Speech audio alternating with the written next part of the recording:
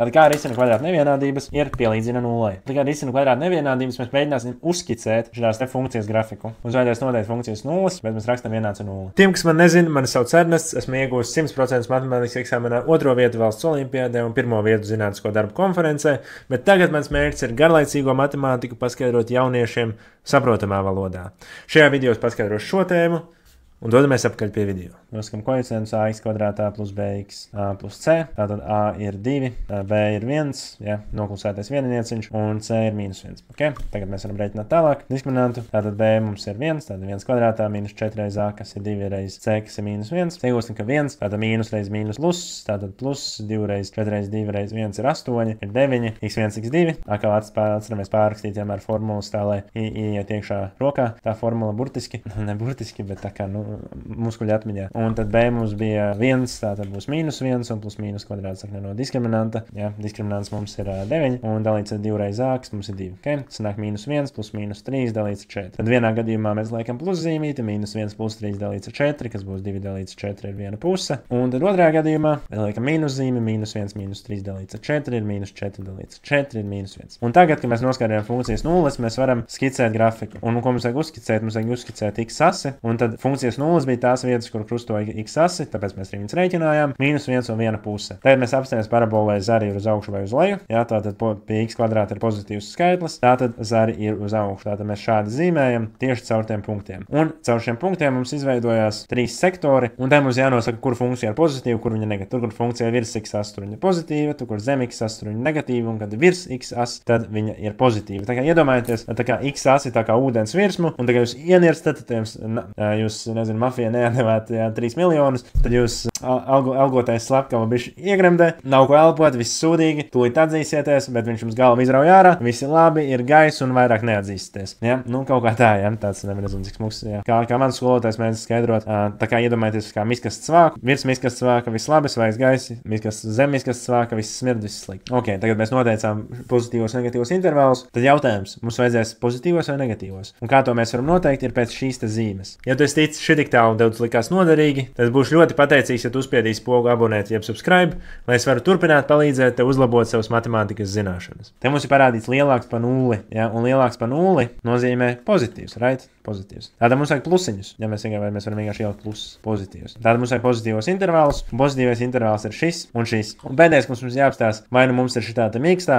vienādība, vai nu mums ir šitā stingrā, un šoreiz mums ir stingrā. Tātad mēs neieskaitām punktus, ja atstājam tukšus, kā jau mēs mācījāmies iepriekš pie tādiem skaitļu intervāliem. Un kā pierakst skaitļu intervālu, mēs rakstam x ir vienāds, ne, x pieder, ja, un te kaut kur baigajā tālumā ir plus bezgalība, un te kaut kādā baigajā tālumā ir, te ir mīnus bezgalība, te ir plus bezgalība. Tātad sākot no mīnus bezgalības mēs braucam līdz -1, ja, neieskaitot, jo ir tukšs punkts, un tad apvienojuma zīme, ja, kas bija no kopu teorijas 7. klases sākumā, un te mēs braucam no vienas puses līdz pa pašam galam, līdz plus bezgalībai. Ja. Un šāda ir atbilde, šādi atrisina kvadrāta nevienādību. Ja, ok, pastīties pēc pārējos piemēriņus, kas mums te ir sagatavoti, pabīdīsim tā, lai visam ir vietas. Tagad mums ir reducētais vienādojums, nekas nemainās, mums vajadzēs noteikt funkcijas nulles, jeb krustpunkts ar x asi. Vienīgais, kas mainās, ir tas, ka mēs tagad tas reducēts vienādojums, un ātrāk ir rēķināta vieta teorēma, tātad pretējais skaitlis vidējam, un pēdējais skaitlis, ja, minus p un q, šāda te. Atkal mēs skatāmies reizinājumu. Vienīgais veids, kā mēs varam dabūt 6, ir 1 reiz 6 ir 6 vai 2 reiz 6, 2 reiz 3 ir 6. Okay? 1 plus 6, diemžēl, nav 5, bet 2 plus 3 ir 5. Ja? Tātad pareizās saknes ir 2 un 3. Ja? Un mēs darām tieši to pašu. Atliekam uz x as. Ja? Atliekam uz x as, tātad 2 un 3. Uzreiz mēs varam apstīties, ka te mums ir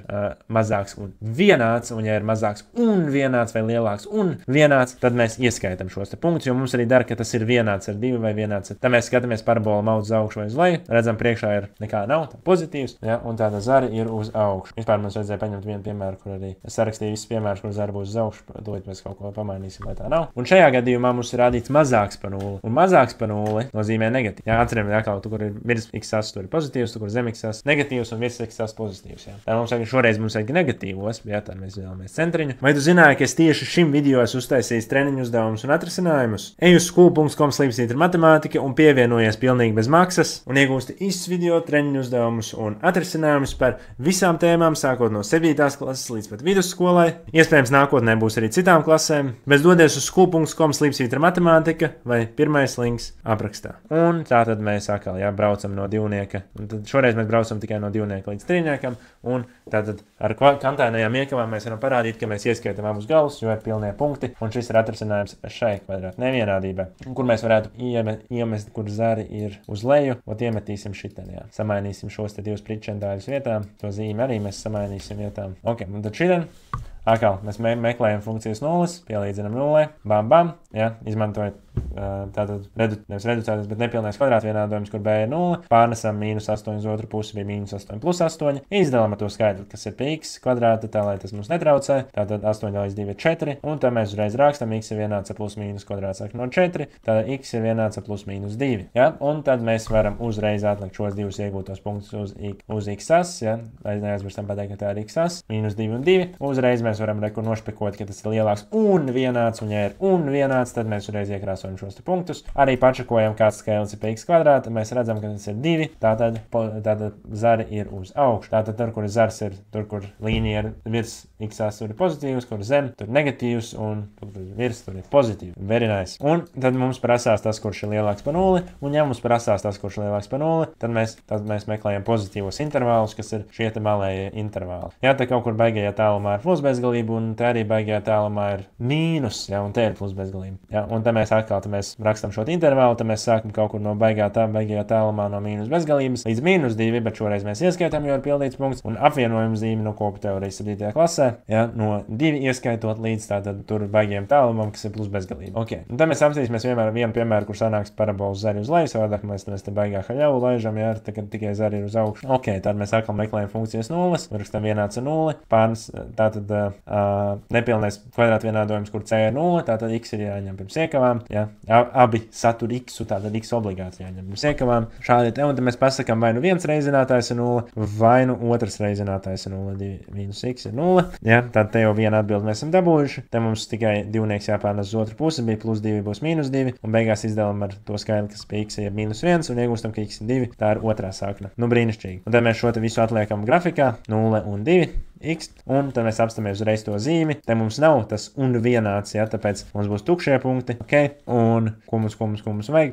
Zari uz augšu vai uz leju. Šoreiz redzam, ka priekšā ir pozitīvs skaitlis, bet mums interesē tikai tas, kas ir pie x kvadrāta. Jo x kvadrāts ir ļoti liela nozīme, tāpēc viņam ir augsta pakāpe. Tāpēc viņš nosaka visu būtībā. Un x kvadrātam priekšā ir mīnus zīme, tāpēc zariņa šoreiz būs mums uz leju, šāda te. Un šoreiz rekur līnija ir šitana līnija zem x, te viņa virs x, un te viņa ir zem. Novērtējam uzreiz šo te smuko simboliņu, un viņš mums pasaka, ka mums vajag pozitīvās vērtības. Tātad pozitīvās ir šīs te, pozitīvās ir te, kas ir pa vidu, jo te mums ir plusiņš, un te mēs rakstam, ka x piedara, sākot no 0 neieskaitot līdz 2 neieskaitot, jo ir tukši punkti.